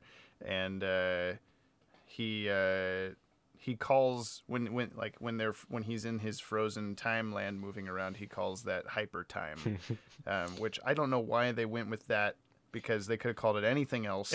It's better than Matt Fraction's Sex Criminals book. You ever hear that one? No. When they slow down time in that, they call it... Oh, no, you told me about this. Yeah, okay. They call that cum world, just because of the way that works. So when we have sex, we can stop. Yeah, he can't do that with static. It's not cum world. what was it called again? Sexy time. Hyper time. Okay. This is a comment on our 2 episodes ago with our interview with the Dynamic Music Partners, where we were drinking while doing the podcast. Cheers. Yeah, I'm drinking non-soft drinks. Oh my god, Gokitalo, Gokitalo. Gakitalo says, you guys should do an alt coffee episode of the podcast where you review DC themed coffee mugs, count down the best coffee scenes in the DCAU, give a tutorial on how to grind coffee beans like a superhero, and speculation on what would happen if Superman accidentally mixed ground red kryptonite in his coffee. Great Scott, my head's transformed into a giant thermos. So, that sounds like there's hot topics there. We'll have to cold brew on that for a few weeks. I just wanted to read that one. It's not really a question. Okay, this is from Michael Peter McDevitt. This is on our Facebook. He commented on our Brainiac Attacks Will It Cannon post. He says, "Hiya, Database, B-A-E-S. Thanks, Maddie. Aww. Why did you..." Maddie made this a thing. I was That's trying great. to think of something for a while, like Data Bytes. I don't know, but Database, I guess is what it is now. Long-time listener, first-time crazy screed. I don't know what that means. You're searching for a way to let Brainiac Attacks into your cynical hearts and canon it. Despite the evidence of your senses, despite Mr. Capizzi's direct dismissal, I'm here to save you. Mr. Mix-a-Click. Mr. Mix Capizzi's. When does it take place? It's 2006. Yes, the year after the plasma cannon was invented. Plasma rifle, I will say. Yep. The year before the Joker died. Hear me out. 2 years after. Yeah. Or yeah, they could be either. Yeah. 2 years after Lex vanished into the source wall. That's so fair. Then how can Lex be here, you ask? Just listen and you'll hear what the citizens of Metropolis have overlooked. Clone. Grodd. Oh. Having telepathically transferred himself into some poor hapless gorilla body back on Earth after the events of Alive, Grodd seeks revenge. So he's like a shaved gorilla? What? That looks like Lex Luthor? Okay, no, hang on. Okay, all right, I'm a few steps ahead. That's what I thought at first, though, too. It's like, so he was a gorilla who shaved himself and happens to look more like... Okay, all right. Okay, so this is assuming that Grodd can psychically transfer his soul into a different gorilla. Well, the Ultra Humanite did that, but he was a man who transferred his mind into a gorilla. Yeah. Okay. Hearing how the billionaire has disappeared, the simian the simian scoundrel secretly assumes Lex's form and steals his company, his woman, and his life. This usurper Lex, or Gorilex, if you prefer, perhaps spun a tale of how his former criminal behavior was due to Darkseid's brainwashing and how he finally drove Darkseid away. Of course, having inherited Lex's enemy, he needed to mine space for kryptonite. Also, he built another office building with a bigger jungle gym and more banana smoothie bars, but a carefully identical office interiors so no one would suspect him. Is he giddy? Go. What about Mercy? Mercy Graves, where does she fit in? She was like done with him in Justice League. He says he steals his woman, but Mercy's definitely in her pre-Justice League form here. Right. Anyway, I mean, this is all he's purposely just being a jackass, but I just enjoy it. Is he giddy? Sure. Grodd's going even crazier because he's been living a lie. When he calls for all his lawyers, he probably means ape lawyers from Gorilla City, the illustrious firm of Solivar and Sons. It sounds like some monkey business there. Oh, wow. Whoa. And he's still on course to revert back into gorilla form. How did he even turn into Lex Luthor form? After being exposed by some clever Lex detective Luthor's had reporter. clones in the past, like in the 90s, like after Death of Superman or during Death of Superman. Not impossible. Superman, had like the red hair, like he had a mane, like a big red beard. Yeah. That ended up being a clone that he created that he disguised himself as his long lost Australian son, but it was really just a Lex Luthor clone that he transplanted his mind into. So it's more gorilla looking to have all that hair. I know, it's not unprecedented. Like Planet of the Apes 1998 or whatever it is. Let's see. Yeah, and he's still on course to revert back into gorilla form after being exposed by some clever detective or reporter or detective chimp before his next clash with the Flash. Before his next clash with the Flash in Adventures in the DCAU #1 on the new Keystone Tower. Wow. So he's got this all it's all mapped out. Yeah. Is this Brainiac drone a little muddled? He was blown up a lot, probably again after that time Perry mentions that we never got to see. Brainiac's memory is getting spotty. But that rampage sure was something, though his giant, freaky new body is the sort that might inspire some terrified human engineer to envision a galvanic lifter machine. Oh, like the Golem. Yeah. The Golem. Ooh, he's tying into Batman Beyond as well. Wow. The Phantom Zone is an entire dimension, and clearly movement within it is possible if Jaxer and Mala moved from their entry point on Earth over to that black hole near New Krypton. I guess. Yeah. That's how they come. That's how they get no. out. Ish. There's just like a rip in space, isn't there? I can't remember. There's a black hole that they go into. They go into a black hole to like die. I don't know. So Superman has freeze breath. Good. This version of the poor guy is already susceptible to electricity, magic, and kryptonite. Cut him a break. Being Superman, he was also clever enough to not blow up all those endangered animals and feverishly multiplying Starros in their deeply submerged preserver enclosures and under the fortress. He simply shaped his self-destruct charges to annihilate only that new area with its ridiculous high chair throne. Okay. Sure. There's a giant-ass explosion, but okay. So does Lois swoon? She's rapidly approaching 40. It's her last chance to swoon like a goon. Does she love her new camera phone and tennis shoes? Nice. Yes, because her 40-year-old feet hurt. Does Mercy have blonde hair? Well, either Grodd engineered his very own Mercy from a lady gorilla, as he is... Oh, that's true. He did that with Giganta. That's true. With some sort of technology. So he does have the technology to turn a gorilla into a human. So okay.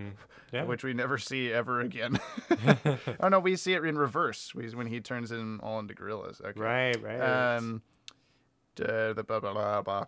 And there's another reason why a deadly, fierce, but mortal gal in the employ of a vain billionaire might go blonde. I'm looking at you, Black Widow.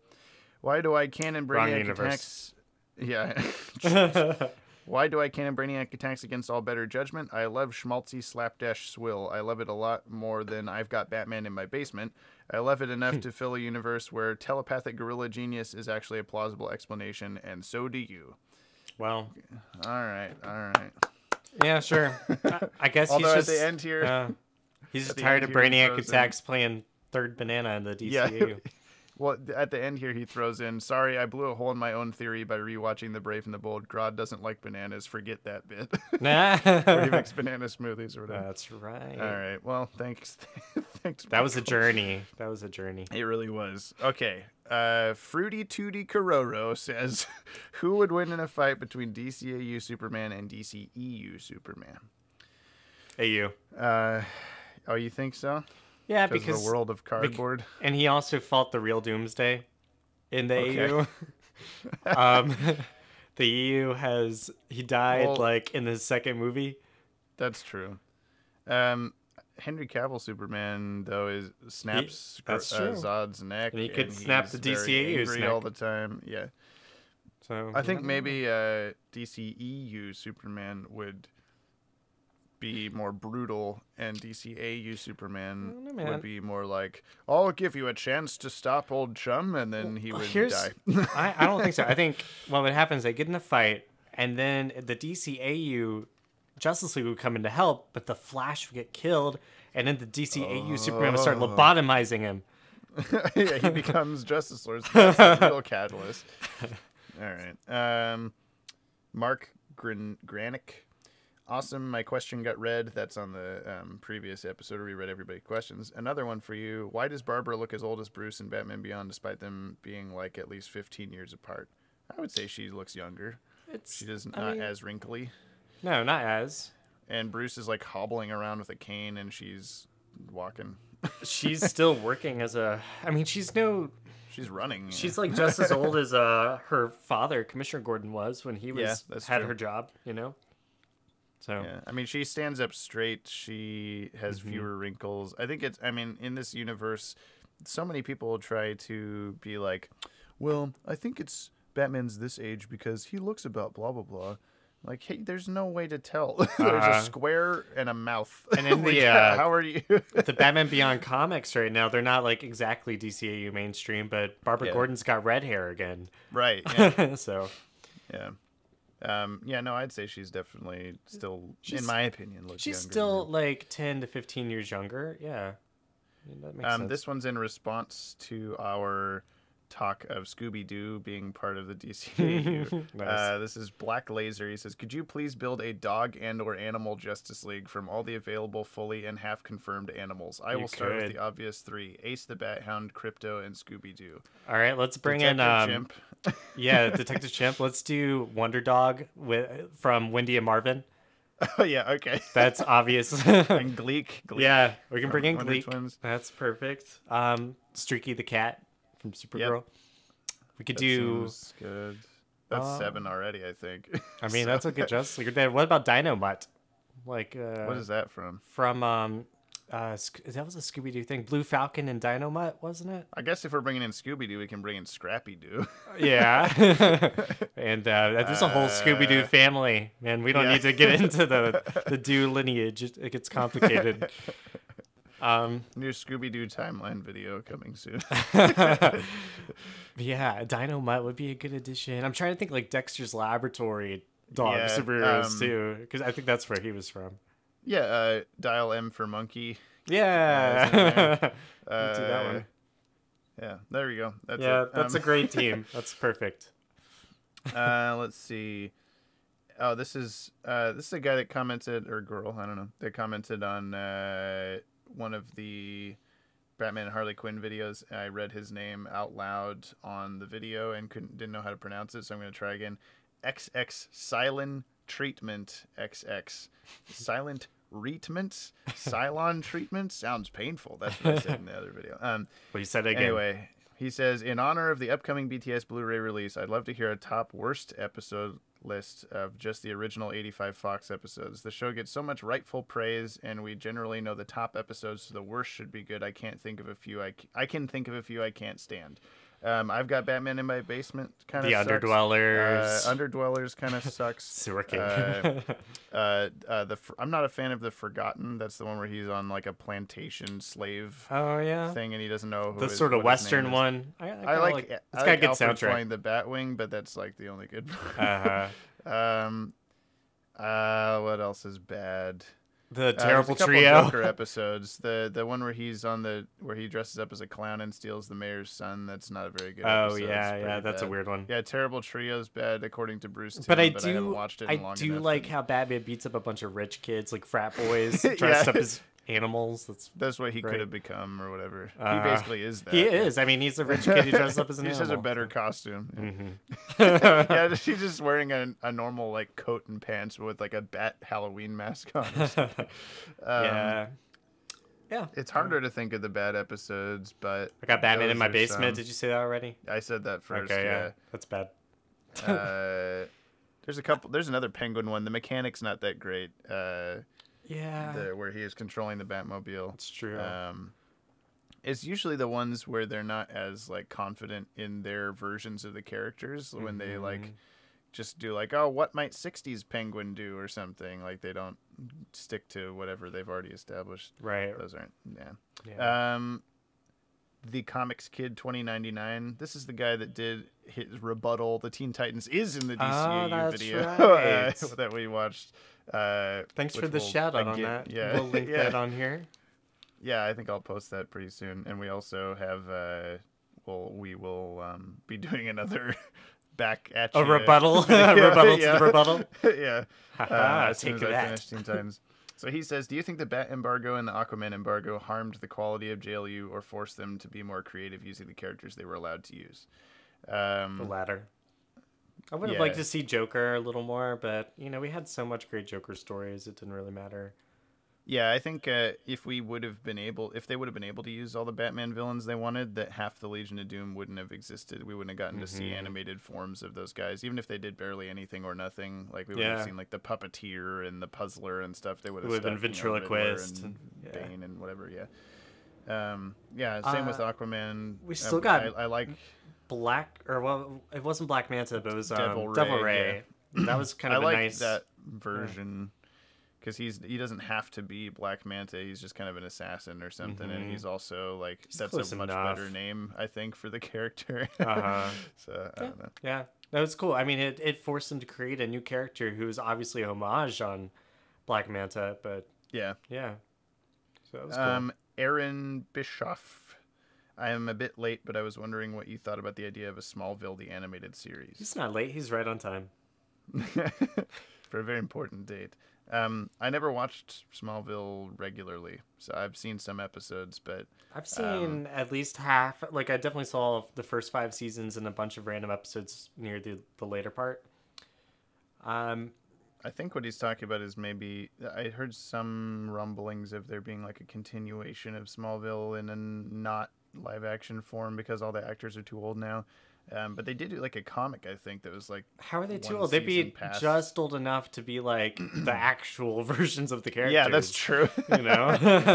Just like if they did another Harry Potter movie, and they're now like old enough to be their like, well, not quite, but approaching old enough to be the ends of the end of the last movie where they're like adults in weird makeup. Yeah.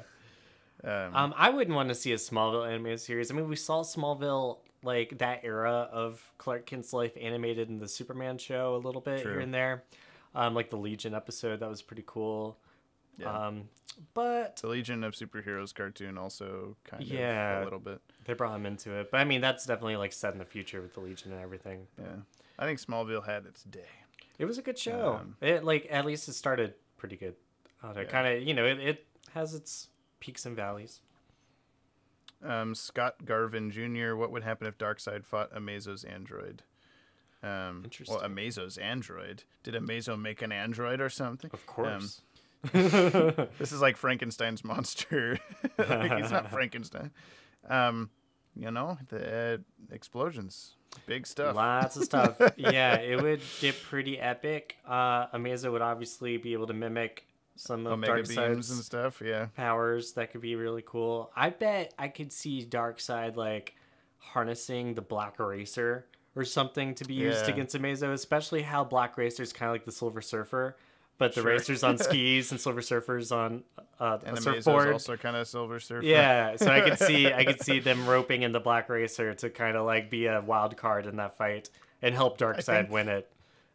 I think Destroyer Darkseid would be able to hold his own for a while against Amazo. I don't think STAS Darkseid would stand at much of a chance because Amazo's been like around the galaxy, like feeding off of other whatever he finds, and STAS Darkseid can have Superman put his hands over his eyes and explode his brain.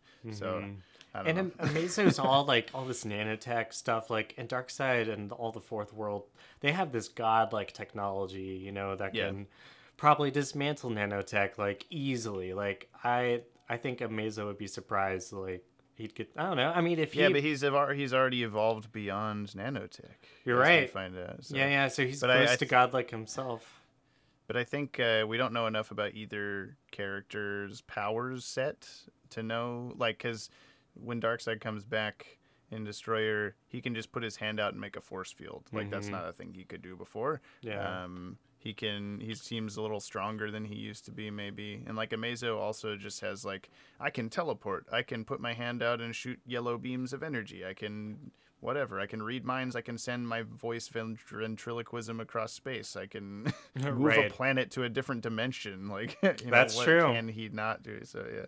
Yeah. But Darkseid might be able to do similar things if it was Destroyer level. So you never know. Let's see. We've got one more from BNKD Society. Why did they use Jon Stewart and Wally West instead of the original characters? That's for Justice League. Instead of Hal Jordan and Barry Allen, or Jay Garrick and Alan Scott. I'm just kidding. Why didn't they use Jay? I mean, exactly. Or even Kyle Rayner at the time, because Hal Jordan came back around 2003. There's lots of reasons, yeah. But yeah, I mean, obviously these answers that they were the versions in the comics at the time. Yeah. Although, and Jon Stewart was also brought in for ethnic purposes, for making the team a little more diverse. Yeah. Well, the show definitely started when Kyle was the main Green Lantern in the comics and Wally was the main Flash. Yeah. But as the show went on, Jon Stewart actually became a Green Lantern again. He was a Dark Star. Right. Which was like a different space sort of cop group. Well, I mean, the DCAU shows often influenced what was most popular in the comics. And so they brought Jon Stewart back and put him in his animated uniform before Hal Jordan even returned. He was still the Spectre at the time, so that's why. That's the easy answer. And diversity. Yeah, there's not. I mean, that's pretty much it. We started doing.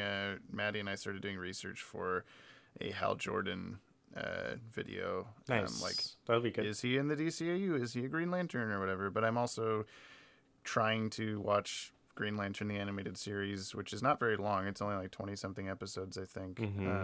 So hopefully we can do a couple different videos. One on whether that series is canon, and then after that, like, okay, so if we know yes or no, then where is he or what is happening with him or whatever. So cool. Yeah, that's it, I guess, for today. I don't think we had anything else. Nope. I'm all good. Let me see here. Something tells me there was something else, but I'm gonna forget it, and then I'll apologize to the person later. I do a lot of, like, we get an email from somebody, and I'll be like, oh, sure, we'll talk about that the next episode. And then, like, 3 episodes go by, and I'm like, oh, whoops. But I don't think I did that this time. Well, just remind us if we forgot. We'll do it next time. Yeah. Oh, wait. I know something we forgot. Today's our, this is number 26. This is episode number 26. Good job, us. Yeah. This means this will be our year. Yeah, we've done this every 2 weeks for a year. I think next episode is the, closest to the anniversary of it, but this is we have now done a year, a full year. Like pat ourselves on the back. High five. Good job, you. Good job, me. Thank you for listening, everybody, and especially thank you for listening if you've been listening for a year.